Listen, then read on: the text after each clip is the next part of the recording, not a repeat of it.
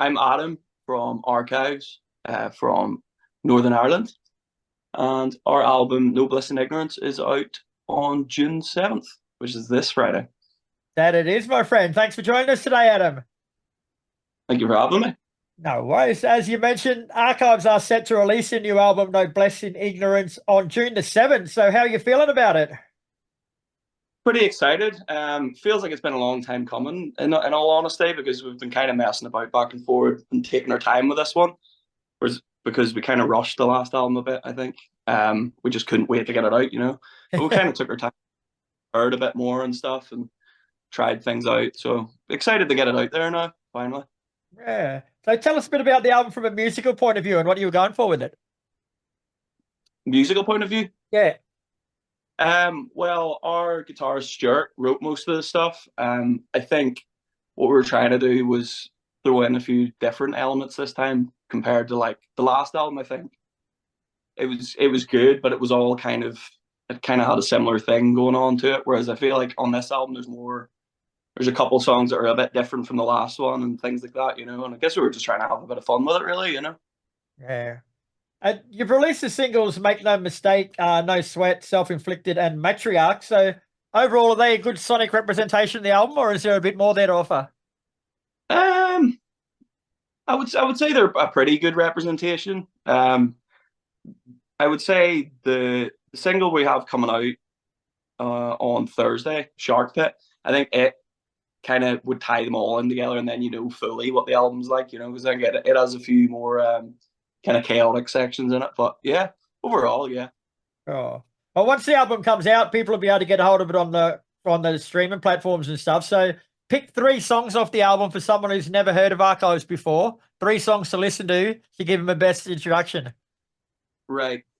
Ooh, I would say probably start Self-Inflicted, then maybe Make No Mistake and Matriarch, I would say. It's hard to pick though, to be honest. So you sort of touched on a few little changes here, mate, but can we go a bit deeper on this one? Like how does No Bliss In Ignorance differ musically to your debut album Decay? Well, to be honest, I think we just thought about it a bit more. Like there was times in the studio with the first album where we just kind of just put stuff down and went, right, that'll do, on to the next thing. Whereas I feel like this time we kind of like we had whole songs finished, and then we kind of, you know, took it back and thought about it for a week or so, and then went back to the studio and went, right, we'll take this out, move that. Kind of we just messed about with it a bit more, and kind of, I don't know, just tried to do stuff that was a wee bit more out of our comfort zone. Yeah. And it's like pushing the boundaries a wee bit more with certain things, like but I'm pretty happy with how it's turned out, to be honest. As you should be, mate. She's a fucking cracker of an album, bro. Cracker of an album. Now, I noticed there's no song on there called No Bliss In Ignorance, so it means the title must have a little bit more significance. Yeah. Well, I think I came up with the idea for the album before I think we'd maybe have written one song or something like that. But the idea behind No Bliss In Ignorance is, obviously you have the expression ignorance is bliss, but I wanted to write a load of different topics of things where if you're ignorant to it, it'll only damage you in the long run. Yeah. Like, for example, there's stuff on there about like where we're from. There's like a time where we're from where there's a lot of like drug problems and stuff, and you can't really, in my opinion, you can't really ignore it because it is destroying lives and things like that. And there's other things on there that's like a bit more world topic and kind of stuff like that. So kind of that situation where if you ignore it, it'll only do you harm. Right. You guys, you're described as a metalcore band in all your press releases, mate. But after listening to the album, there's so much more going on. Like you draw from a much deeper genre pool musically. Like there's elements of hardcore in there. I'd say hardcore is probably a a lot better representation on this album anyway. Like, you guys don't fuck around. Yeah, thank you very much, man.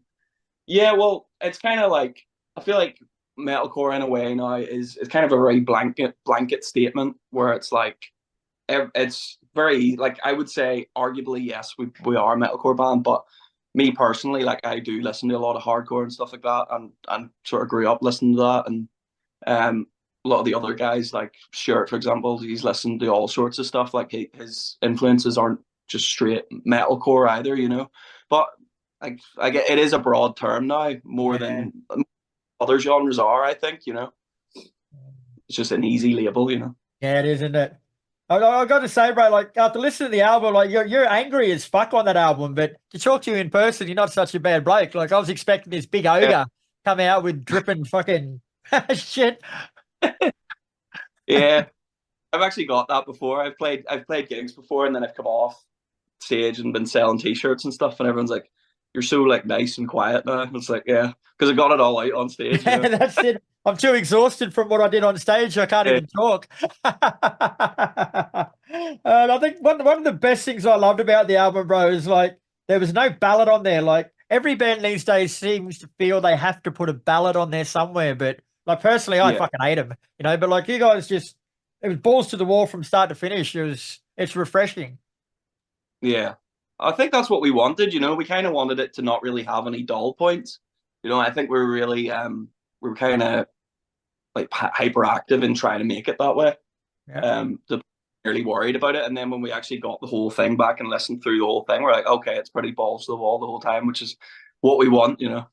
Yeah, well, you've done well with that. Now, we just sort of over here in Australia, we don't know too much about Northern Ireland and your music scene over there, bro. So you formed in 2020 in Northern Ireland, but what's the musical climate like over there? Like, and where did you fit in? Like, is there many bands doing your sort of thing over there? Well, it's interesting actually because like we sort of formed during sort of all the lockdowns and all that stuff. Beforehand, there's always been a scene, right? But I feel like beforehand there was always a lot of bands, but not many people going out to the shows. It was maybe like one band would go out and see the other band and stuff, and it was always cool. It was a tight knit community.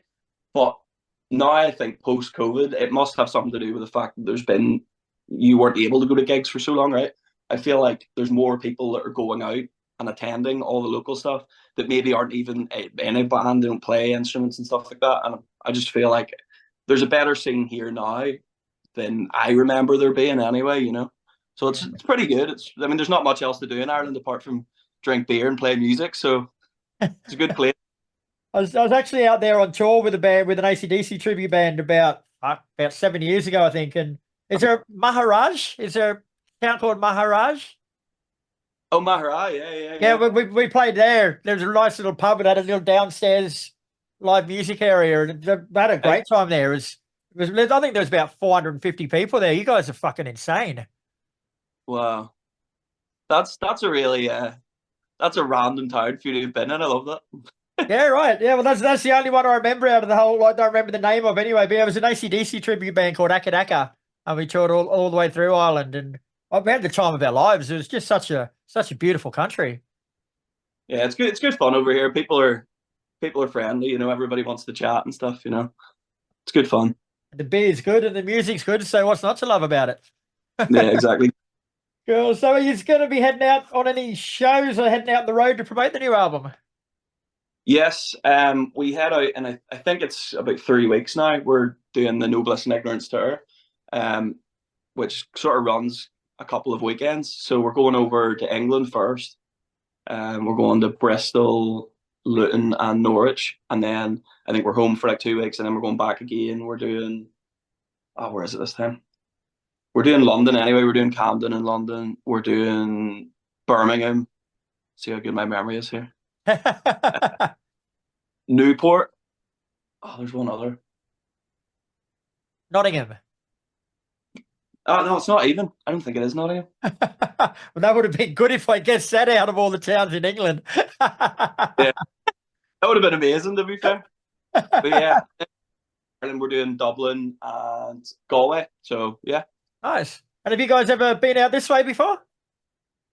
To Australia? Yeah. I mean, we would love to. I personally, I used to live in Australia a couple of years ago. Like, I love it out there, but the cost of getting a band out there is extraordinary. If we can get somebody else to pay for it, I would say definitely we'll be out there soon, but still working on that. Leave it with me, mate. I'll see if I can talk somebody into doing it, because I reckon you guys would be fantastic live. I'll get someone else to pay for it so you can come over here and I can see it.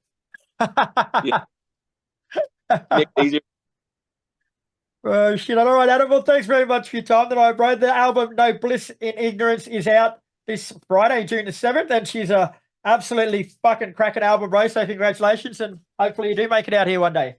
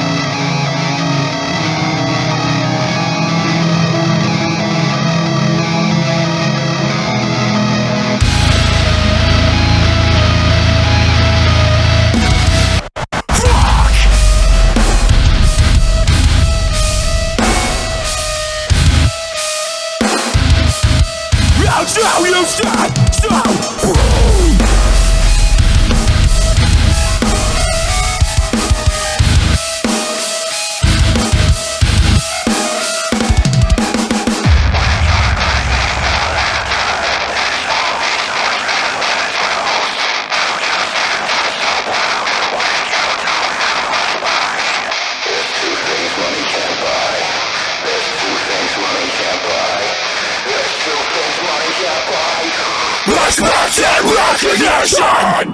Yeah! What the fuck, another level to the line? I've got two things that money can't buy. I'll tell you to your face for patron.